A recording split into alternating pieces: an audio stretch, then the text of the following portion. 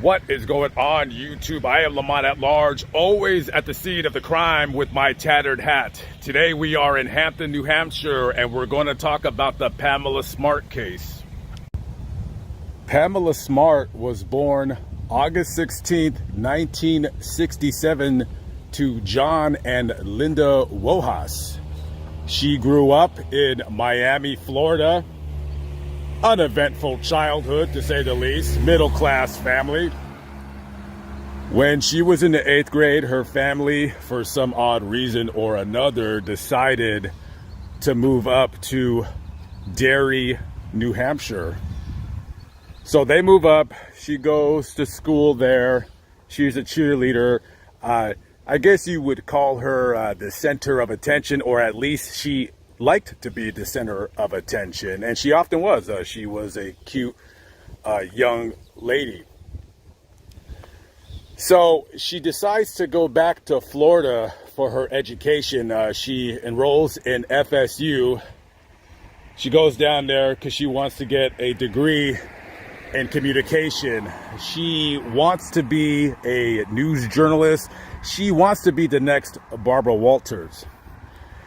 She goes down to FSU. She goes to school. While she's down there, she hosts a weekly rock show. She plays rock music and kind of talks.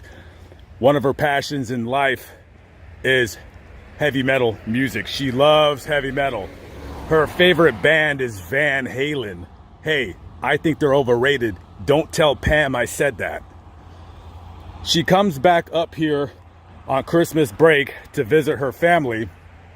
And she meets another metalhead, if you want to call him that, by the name of Gregory Smart. Now, when she first sees him, personally, she says that she's not all that into him. He wasn't that attractive. Personally, he's a pretty good-looking guy. I don't know what her type is. Anyways, they start talking. They hit it off. And as she starts talking to him, she says, you know what? He is kind of cute. Yeah, I like this guy. She goes back down to Florida, but she can't stop thinking about Gregory Smart. They have a passion for heavy metal, both of them. And she loves that head of hair that he has. Totally awesome. After Christmas break is over, Pam heads back down to Tallahassee, back to school. And over the next couple months, they constantly talk on the phone. She's smitten with him. At first, a guy that she thought was meh. Now he's everything. He's totally awesome. She really, really likes this guy. Things get really, really serious over the course of the following months, and later on, he decides to move down to Florida to live with her while she continues her education at FSU. After Pamela graduates Florida State University with a bachelor's in communications, her and Greg decide to move back up to Derry. 2 years later, after they first met, they get married. As you can see in the marriage photos, looks like a good day to be had by all, except one thing that really pissed off Pamela. Greg cut his hair. Why did you cut your hair? She was actually, you could almost say, furious. Well, Greg had to cut his hair because him turning into a young man, he wants to get into the same business that his dad was in, and that's the insurance game. You can't sell life insurance to somebody if you look like, David Lee Roth. You got to have a business look to you. It's called growing up. We can't all have long hair. Hell, we can't even all have hair. Ain't that the truth? So he cuts his hair. He starts dressing up. He wears a suit when he goes to work most of the time. And Pamela tells him, "You look like one of these New Hampshire yuppies." Pam doesn't want to join that lifestyle. She wants to rock and roll all night and party every day. Yeah, you see, Pam, she's a little bit, I guess you would call her socially immature. And she just doesn't, I mean, she's an adult. She just graduated school, but she just wants to rock out and just, have a fun life. Not even 7 months after they were married. Uh-oh, trouble in paradise. Houston, we have a problem. Well, what is that problem? Is it that he cut his hair? Well, yeah, he cut his hair, but she could get over that. No. One night, Greg goes to her and says, yeah, I got a confession to make. Well, what's that confession? I cheated on you. She wasn't really surprised, but she was surprised because a couple nights here and there, he would claim that he was staying at his friend's house, and in actuality, he was staying at somebody else's house, if you know what I mean. Any woman watching my video right now, you know that feeling that Pamela felt the moment that Greg told her that he had been cheating on her. And hey, I'm sure some of you guys as well watching have been cheated on. You know that feeling. It's an ultimate betrayal. It's disgust. You're feeling angry. You're feeling rage. You feel sad. How can I trust this man anymore? How can I sleep in the same bed with this guy? And he was in the bed of another woman. I can't trust this guy anymore. I mean, once you cheat on somebody, even though you reconcile and still stay together or still stay married, perhaps because you guys have children together, in my own opinion, that's really it. The trust has been broken and you're not coming back from that. And that's all there is to it. And also thoughts of revenge come to mind. How could I get back at this guy? Well, I'm going to explain. So Pamela, when she moved up to Derry, New Hampshire as a graduate of FSU with a bachelor's in communications, her wanting to be the next Barbara Walters, I prefer Diane Sawyer myself, but to each their own. She moves up here and, hey, she needs to find a job. She has student loans that she has to pay. So she gets a job as a media coordinator at Winnicott High School, right down the street from where I'm at. I'm sorry to all the graduates of Winnicott High School if I've mispronounced the name. I believe that is how it is pronounced. It's Algonquin language. It means beautiful place in the pines. And as you can see, this is a very lovely neighborhood with lots of pine trees in the area. So she gets a job at this high school and she is a media coordinator. Like I said, what is a media coordinator? Back then, I don't know what that was. I don't know what that job entails. But today, that job title would be called social media coordinator. And what is that? What is a social media coordinator? Well, you went to school for 4 years and you got a degree to post on Instagram and Twitter. So next time you talk to somebody with a social media coordinator job, just tell them, oh, you mean you post on Facebook for a living? And they will tell you yes. No offense to any social media coordinators out there, especially the ones that graduated from Winnicott High School. Now, you see this graveyard across the street. Well, right next to this graveyard is where Pam Smart used to work. Now, contrary to popular belief, a lot of people think that she was a teacher here. No, she was not a teacher. She was a media coordinator, and she worked for a program called Project Self-Esteem. And that is where she met one William Flynn, commonly referred to as Billy. She became really close with two of the students that were a part of this program, Billy Flynn and Cecilia Pierce. Now, I don't know how many 42-year-old men do walking vlogs where they walk to high school and film them, but we're going to do this as quickly as we can. I am not a fan of having the police called on me, even though I have absolutely no nefarious deeds in my mind other than to get this vlog done.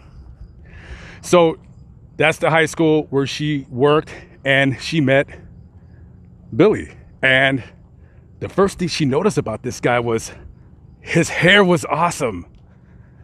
He had this, let's just call it what it is. It was a mullet, but she liked it. And immediately when she seen him, she was attracted to him. She was 22, he was 15. Got into a little bit of trouble. His father died in a really horrible car accident. He was driving down the street and he crashed into the back of a gasoline tanker and it exploded. It was a really horrible accident, and he was burned beyond recognition. So when a traumatic experience like that happens to any young person in their lives, yeah, you're going to have some issues. So I can easily see him having issues and being in this program. So she immediately took a liking to this kid. And there was like some nationwide program where different high schools across the country, there was a contest where they would make a commercial for orange juice. You make an orange juice commercial, and the grand prize was, I believe, a trip to Disneyland in Orlando, Florida. So Pam was a part of this project of making this commercial. I want to say that Billy, since he played guitar, which was another reason why she liked him, he played guitar, and he was barely coming into himself where he was going to be a guitar legend. He wanted to be a rock and roll star. So he did the music for the commercial, and that's when they started spending a lot of time together. A lot of time. And over the course of months, she really likes him. Pam's 22, but immature. He's 15. She knows it's wrong. She knows that if she gets caught in any kind of relationship with this dude, in all likelihood, she might be going to prison, or at least have to become a registered sex offender. But I guess the temptation is too much, because one night, according to court testimony, Cecilia Pierce was at Pamela's condo with Billy, and they were all watching a movie. And she just said all of a sudden, Pamela and Billy got up and they went upstairs. I guess Greg was out of town. He wasn't there. And that is when they first had sex. Yeah, they did it. She did it. Oh my goodness. He was a virgin up until that moment. After that, hey, I guess you could say he's a man now. And dude, he just scored with a teacher. I mean, I know there's all these stories about these teachers, primarily women. I don't see a lot of guy teachers in the news sleeping with female students, but I believe that if a woman sleeps with a guy, somehow that's more of a story or something along those lines. And hey, he's the big man on campus now. I mean, I'm sure she told him, hey, you can't tell anybody. You can't tell anybody that I did that to you. And I surely can't tell anybody that you, well, yeah. But of course, hey, you're 15 years old. You just had sex with a hot media coordinator. Of course you're going to tell people. So he probably told a couple of his friends, kind of bragging, hey, you see her? Yeah, well, a bang, bang, gang, gang over here. And, later on, Pamela confessing to Cecilia, like, I really like this guy. As a matter of fact, I think I'm in love. And then Pamela starts thinking to herself, you know what? I want to get a divorce. I want to leave Greg and be with Billy for the rest of my life. And one day, a couple months down the road, Pam and Billy are talking. Not exactly where they were talking. Could have been at this high school right here. This is Winnacunnet High School. Not quite sure, but somewhere they talked. And Pamela's been doing a lot of thinking. And she tells Billy, she says, hey, listen, I really want to be with you. I want to keep this relationship going. The only problem is I'm married. And I'm sure he just asked, well, hey, why don't you just get a divorce? That's pretty easy, right? And she says, no, I can't do that. I can't get a divorce because, if I get a divorce, then he keeps the condo. Which, by the way, I believe they were renting and not owning, but they were looking for a place to live, to buy a house. And she said, he's gonna take my furniture. Must have been some pretty damn fine furniture if she really didn't want him to keep it. I'd like to think that Greg would have just been like, hey, keep the furniture. I don't care. I don't like that couch anyways. And what about my dog, Halen? My dog, Halen. He's going to take my dog away. Of course, the little dog, Halen, was a gift given to Greg. Given from Greg to Pamela. And she named her little dog Halen after her favorite band, Van Halen. So she tells him, you know what? I think we're just gonna have to kill him. And he looks at her, I'm pretty sure, possibly he thinks he's joking. Are you joking? And she looks at him with a serious devil look. And she says, no. If you want to be with me, if you want to get in over here, if you want to get some of this sweet goodness ever again,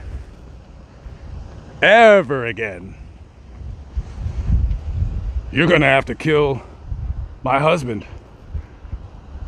And Billy looks her up and down, and then back up and then back down. And then he stays down there for a while, goes back up. He says, well, I want to do it again. I liked having sex with her. And that's when the plan came to fruition. We're going to kill Greg Smart. This is State Route 101. This is the road you take for the 30-mile commute from Hampton to Derry, where Pamela and Greg lived. She would take this route 5 days a week, Monday through Friday. After she tells Billy that she wants him to kill her husband, when the plan starts taking place, she had every opportunity as she drove down this very road every day to think to herself, wait a minute, what am I doing? What's wrong? Wait. She could have stopped herself. She could have just said, I want a divorce. This isn't worth it. I'm not going to get away with this. I'm going to kill my husband for some 15-year-old mullet head weirdo. But she liked that 15-year-old mullet head weirdo. Just think, to drive for 30 minutes and just sit in your house. Think about the possibility of you committing this crime. Yet, she went all the way in, full force. And Billy Flynn could have done the same thing. He could have backed out of it. He could have told himself, this is ridiculous. I'm not going to kill some guy over a piece of whatever. I got my whole life to lead, but somehow she convinced him that, hey, he's not a good guy. Oh, and also, he does have a nice little life insurance policy that'll pay out $140,000. Hey, that's a lot of money, especially in 1990. That could pay for a lot of guitar lessons, new clothes. Oh, and of course, you have me as the prize. All you gotta do is just kill my husband. That's it. That's easy. Now, a couple of times, Billy got cold feet. I mean, anybody would. You're about to murder somebody. And if you think that you're going to get away with it, more than likely, you're probably not.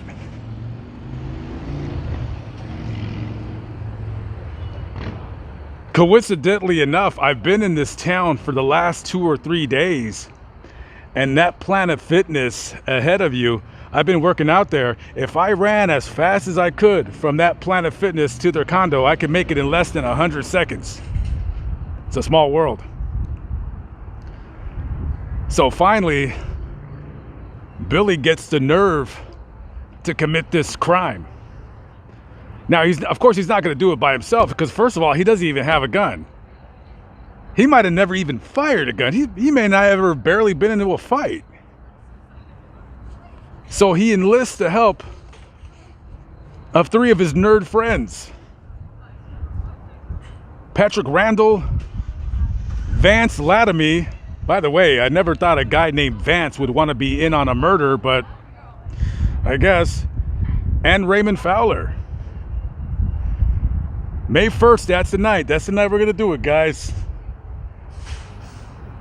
May 1st comes, Pam tells Billy, hey, I left the door open for you. Just walk on there, wait for him, and then do him. Oh, and by the way, my dog, I don't want my dog to be traumatized after you kill him, so make sure when you go into the house, you know, put the dog away in a room or something like that so he doesn't see when you kill my husband. Okay. Okay, baby. Whatever you say. They get into the condo and they just wait.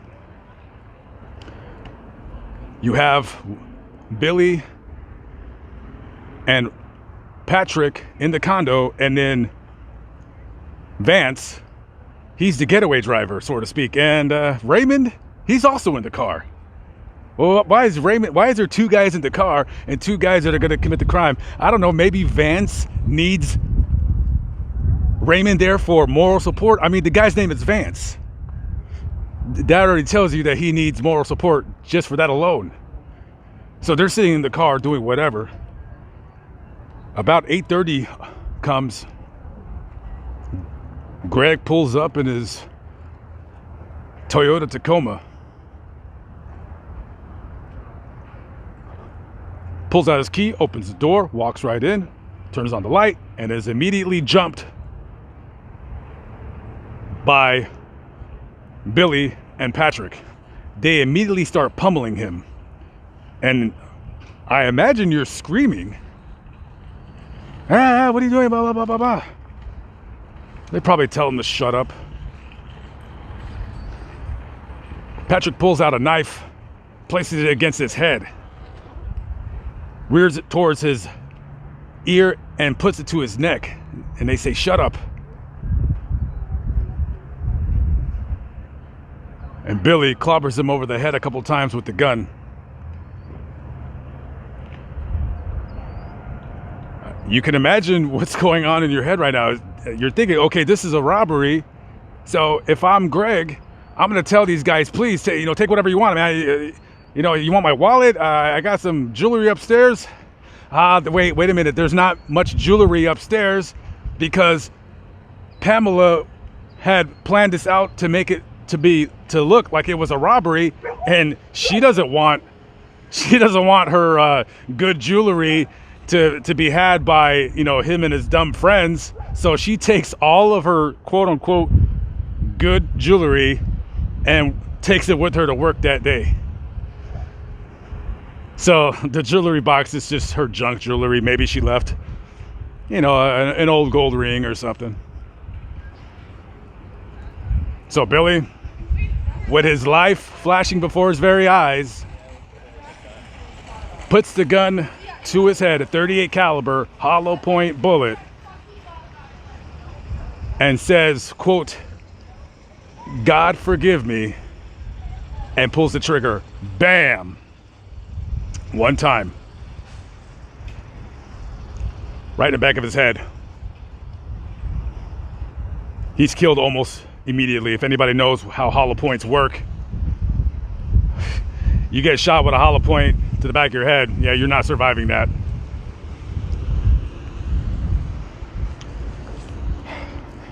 Immediately, they run out of the condo, jump into the car, and they speed off. Congratulations, Bill.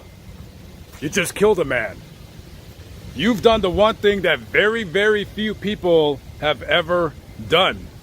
You just took a man's life. And for what? So you can score with some teacher? By that time of the murder, he was 16 years old.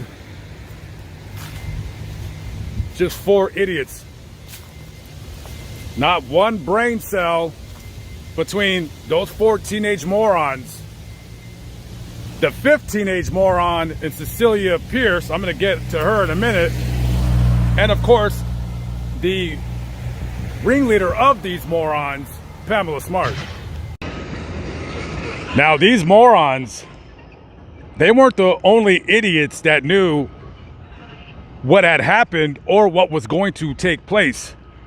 Cecilia Pierce, the teenage girl that became close with Pam in that program, she claims during court testimony that she knew about the murder because she overheard Pam on the phone talking about it. And supposedly she had went to a school official and a teacher, what have you, and stated her concern, but whoever it was that she told, they kind of brushed it off. Like, you just heard wrong. Maybe you have an overactive imagination.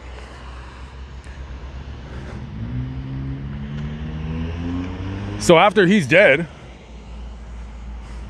there's really no cell phones in those days. So who knows if she had a cell phone or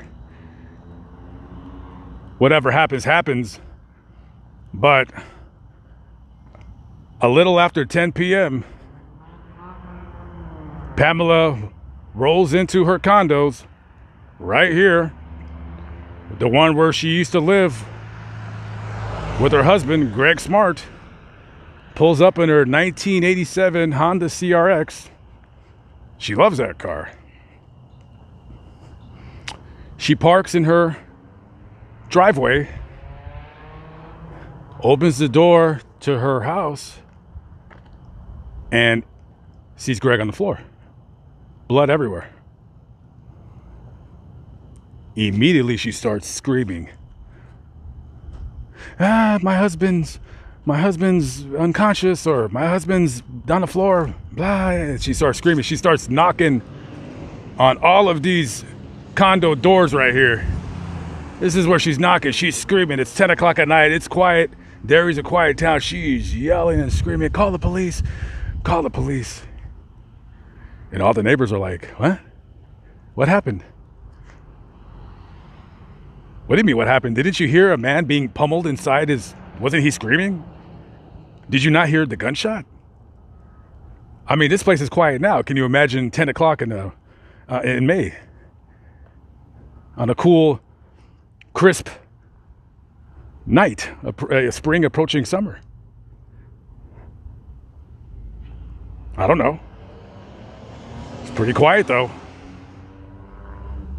And she knocks on the door of her neighbor. She's screaming. They call the police. The police come with sirens and ambulance. They come to this very condo complex. They pull up to unit 4E, which is right there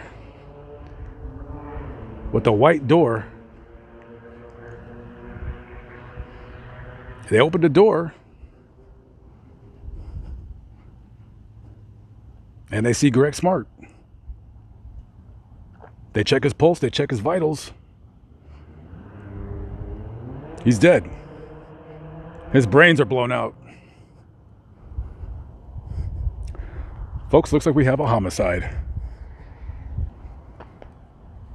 So Captain Loring Jackson was the one in charge that night during the investigation. And he's looking around, and at first, Derry, it's a pretty safe town. Murders don't happen over here very often. And he's thinking, is this a robbery? Something is not sitting with him right, though. Something is wrong. First of all, when you see Greg's body, his wallet is like right there between his legs. His wallet's there. You got to remember, it's 1990. The TV's still there. The stereo's still there.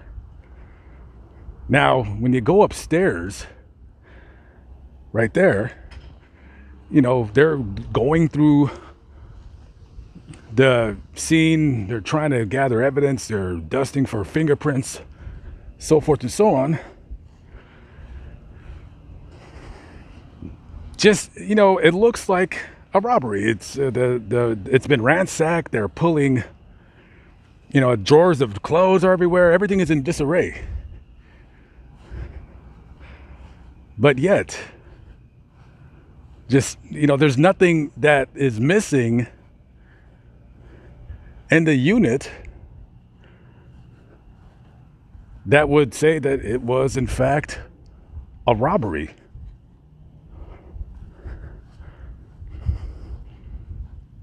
But, hey, they have plenty of time to figure this out, because this is the first. It is the first, and it's going to be the only homicide to have happened in Derry, New Hampshire, in that year of 1990. So as Billy and Patrick run out of the condos here on Misty Morning Drive, they run back towards the Planet Fitness that I showed you earlier. That was where the getaway car with Vance and Raymond sitting inside of it in front of a Radio Shack. Billy gets into the car with Patrick, and this guy is stoked. He's so excited. He just killed somebody. And he tells Vance, I feel so powerful. I just killed a guy. And check this out. The gun is really hot. Touch the gun. And they go on. Speed away. Out of here. 4 kids thinking they're getting away with murder. And you have the Derry Police Department who have an unsolved murder on their hands. Now, you have a grieving widow in Pamela Smart, but immediately detectives raised their eyebrows about her because she was not acting like the grieving widow that they normally are accustomed to. Now, we're all individual human beings. We all are different people. Nobody acts the same. But they felt that it was really odd how she wanted to talk to them right away. That's odd to them. Sometimes you need time to decompress. You don't want to talk to anybody, even though it's a very important part of the investigation to find the person or persons responsible for the murder. So she sits down in the Derry Police Department and they're talking to her. Hey, what time did you get there? What did you all this. So they ask her, okay, when you open the door, what's the first thing you seen? And she says, my stereo. Okay, that's kind of odd. That's a kind of a head scratcher. You've seen a stereo. All right, you would think that you would see, I don't know, your husband's body. He said, okay. Then what else did you see? Well, she said, I seen the body. Quote, I seen the body. And one of the detectives is thinking to himself, you mean your husband's body? Something's not sitting right with these guys. Something's just not sitting right. So after the interview is over, they escort her to the condo to get some of her personal effects. Now, this is still an active crime scene. You got a pretty big pool of blood in the carpet. So it's the detectives with Pamela and her mom. They open the door to the apartment. When she steps in, she steps right on the bloodstain. Not around it, right on it. And you gotta imagine these detectives are looking at each other. They're like, what the hell is wrong with this lady? Something's not right over here. She's acting super weird. She would go upstairs, get some of her stuff, bring it out to the car. She kept walking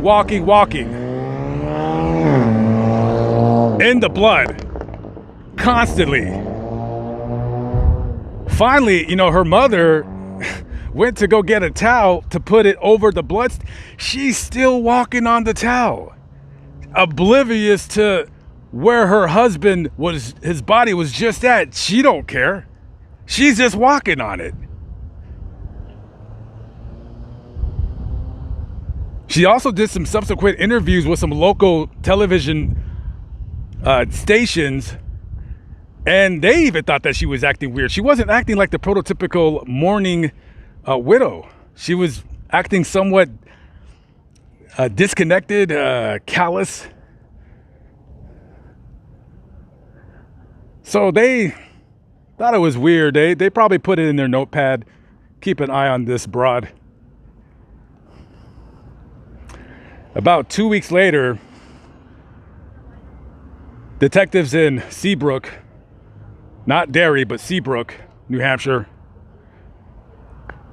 they get a anonymous phone call. Hey, you might want to talk to Cecilia Pierce. She knew about the murder. She knows exactly who did it. Go talk to her. She'll tell you everything. Okay. So detectives go to the school to go talk to Cecilia, and they say, hey, we want to talk to you about the Greg Smart murder. She says, okay, hey, what's up? She knows the jig is up. And they say, okay, so we have reason to believe that you were a part of this, that you had something to do with this murder. And then all of a sudden, she spills the beans. She tells them that she heard Pam on the phone talk about the murder. She knows that the murder was committed by Billy and Patrick. She knows that Vance and Raymond were in the getaway car, which sat in this very parking lot right here. And I'm sure they asked her, well, why the hell didn't you call the police? She probably gave them some lame duck excuse. And they just tell her straight up, they said, listen, right now we could put you away. Bare minimum for accessory to murder, you'll go to prison for 15 years. Do you know what they do to young girls in prison? Well, yeah, that's what they do. And if you don't want that to be done, I suggest that you start talking and keep talking. Eventually, they get her to wear a wire to meet up with Pam Smart. Now, during all this, before that, in June, the police get another tip. Ralph Welch, who was I believe a family friend of the Latamys, had told the police that that he knows about the murder, he knows who committed the murder, and that he, along with Vance's dad, Vance Sr., who brings his .38 caliber handgun to the Seabrook Police Department, and he says, hey, I was told that this murder occurred and I believe my gun was used in the crime. And he explains to them how when he went to go grab his gun, because he had a small gun collection, that the gun was like really clean and it just looked too clean. He said it looked really odd because he didn't remember polishing it. So you couple that with the fact that Ralph Welch told them that Vance had told him everything, and then you got another kid, Daniel Blake, who pretty much said the same thing, that one of the kids told him that they committed the murder, blah, blah, blah. Do you know what teenagers in old refrigerators have in common? They can't keep nothing. So immediately they know who's responsible. Pamela Smart. She's acting weird. She's not acting normal. They get Cecilia Pierce to wear a wire. I'm not going to read verbatim what the recorded conversation transcript says, but basically Pamela Smart said, if you tell the police what happened, we're all going to prison for the rest of our lives. She tells her that, and she accuses her of wearing a wire, which she was. And she says, listen, if the police ever contact you and you're wearing a wire, quote unquote, just wink at me. Right? Yeah, just wink at me. Okay. I'll just wink at you. So they got the wire, they got the recorded conversation. Obviously, she is the mastermind of this murder. And they just keep surveillance on her. They arrested the 3 kids that were responsible for the murder and held them in jail. And then eventually on August 1st, 1990, a few months after the murder, one of the detectives goes to the high school where she works at, and he tells her, hey, Mrs. Smart, I got some good news and I got some bad news. And she says, well, what's up? And he says, well, the good news is that we solved your husband's murder. The bad news is you're under arrest because we're charging you with first-degree murder of your husband. And she is arrested, charged with first-degree murder, while you have the 4 kids now that are sitting in jail waiting to spill the beans. Later on the following year, Pamela Smart goes on trial for the murder of her husband. And this is actually one of the first sensationalized trials in American history, because this is the first trial where court TV was able to get TV cameras into the courtroom, and it really turned into one of the more sideshow type court cases of all time. I mean, first of all, you have a young teacher sleeping with her even younger student. This story basically just had everything that you want in a interesting true crime drama. It had the cheating husband, it had the cheating wife, it had the underage lover, it had the murder plan, this and that. Both young, good looking, and the media ate it up, and we all did as well. I mean, this was a very well talked about trial. Now, the 4 individuals Vance, Raymond, Patrick, and Billy, they all testified against Pam. They all told the truth. She planned the murder. They did it. Now, before they even testified on the stand, they already knew. They already had their deals laid out. They already knew how much time in prison each of the four were going to do. And over the course of the weeks, they each sat on the stand. You had Billy, old teary-eyed Billy, crying his little eyes out, realizing that he ain't getting out of prison for a very, very long time, sniveling with his box of Kleenex in front of him, saying that he committed a murder. By the way, before we go to our last location, this is the Radio Shack where Raymond and Vance were waiting in the getaway car for Billy and Patrick.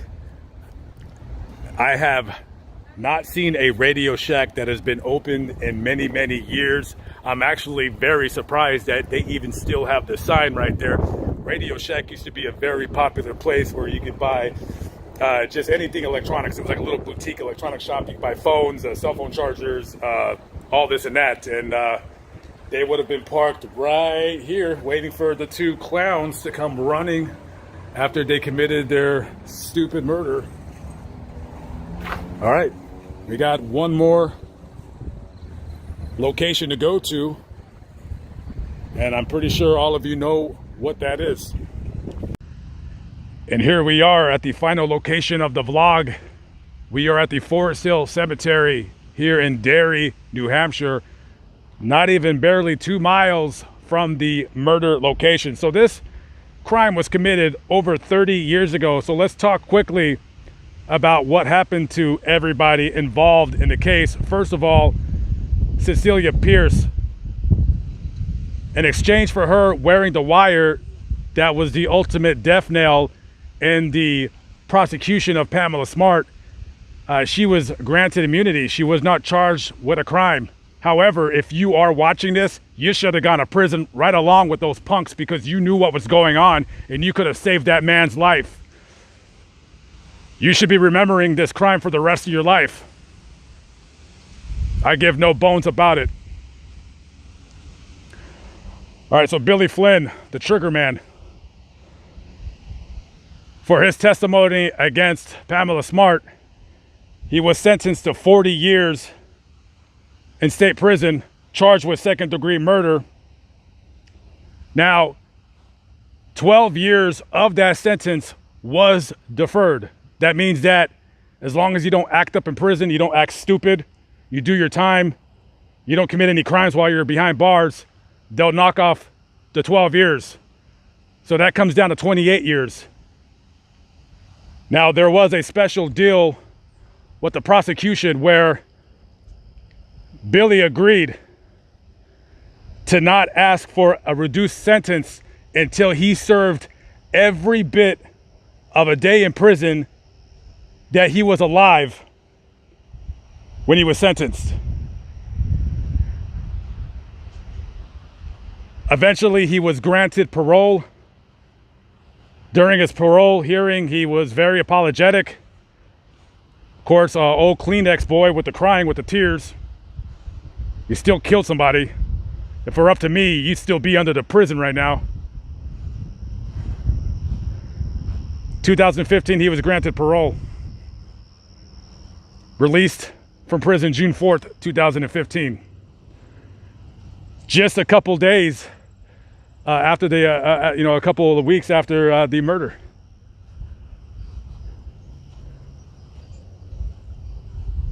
So we have next on the list, Patrick Randall, convicted of second-degree murder. He was pretty much given the same sentence.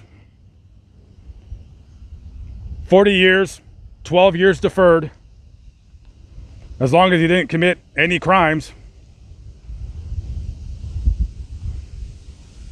And he was released right around the same time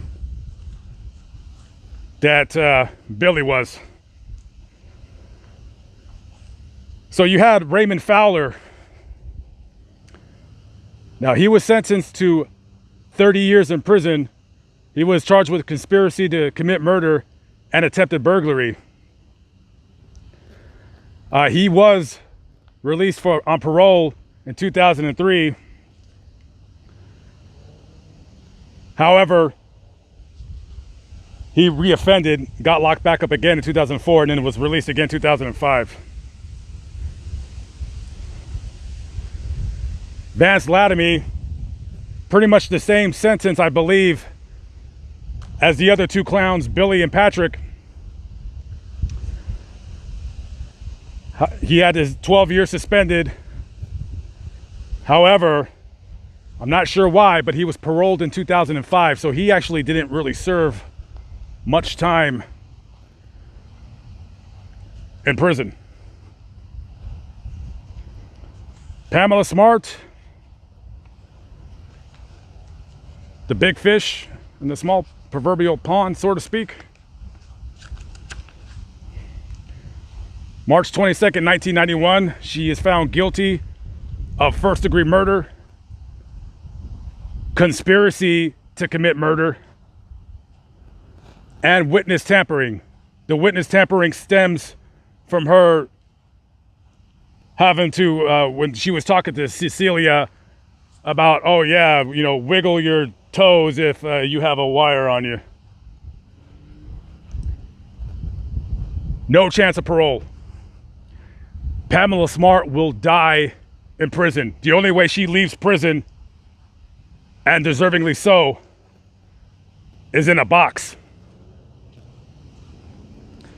In 1996, she was assaulted by a couple of inmates at the prison where she was at. She required some form of reconstructive surgery to her face. Now she has a plastic plate in there.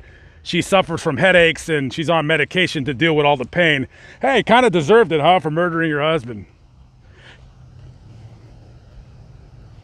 To this day, Pamela Smart, you could request an interview with her and she will do any interview, and she will never to this day admit the fact that she had something to do, that she was behind it, that she was the ringleader in response to her husband's murder. Right here, this is the grave of Gregory Smart, 24 years old when he was murdered. And he's buried along with his mother and father.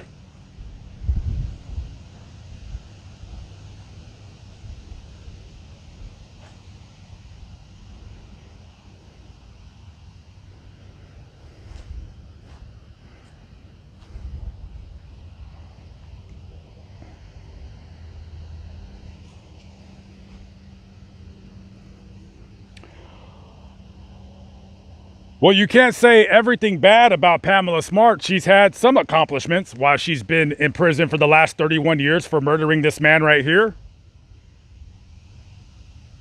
She's gotten 2 masters with concentration in literature and legal studies from Mercy College, or as I like to call it, 2 useless degrees that you will never, ever use, nor should you be able to use.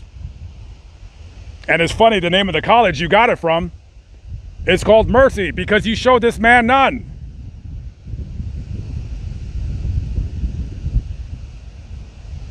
And neither did you 5 clowns who were behind this murder, who knew what was going to happen and took place.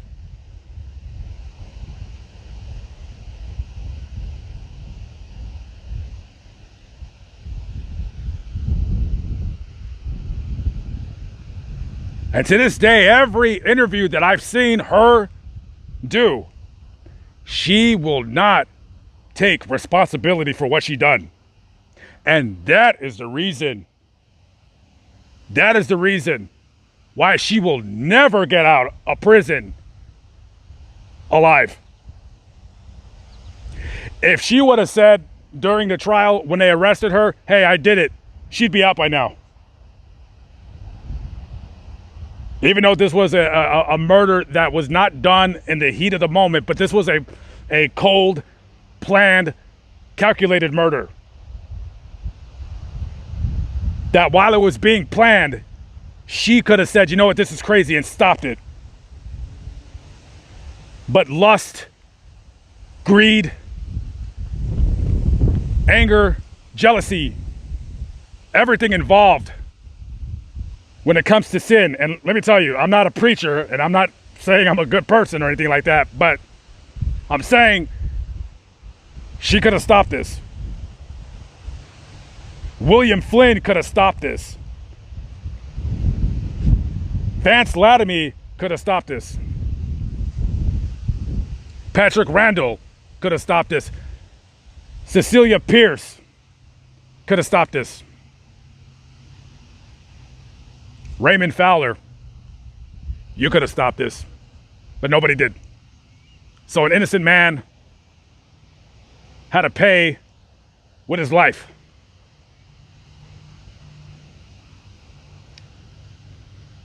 Rest in peace to the Smart family. Ultimately, even though your son, his life was lost, justice was done. Not the way I wanted it to, and I believe many people out there feel the same way. But ultimately, justice was done. Okay, guys, Lamont at Large, thank you for listening to me yell for the last 3-4 minutes. And thank you for watching my vlog. This vlog was a lot longer than I thought. I thought this was going to be a 12-minute video. I had no idea it was going to be this long. And I thank you all. I thank you all for continuing to watch me. I am truly humbled and blessed that I have this platform where I can travel around the country and talk about crimes. And even though, you know, my video might have been a little bit too long, I know some of you out there, you know, maybe you watched in parts, maybe you watched the whole thing in one shot. But one of my passions in life is giving, however that voice is played out, a voice to the dead, that this man, even though he made a mistake with having an affair on his wife, that is not grounds for murder. You are not God. You are not a judge.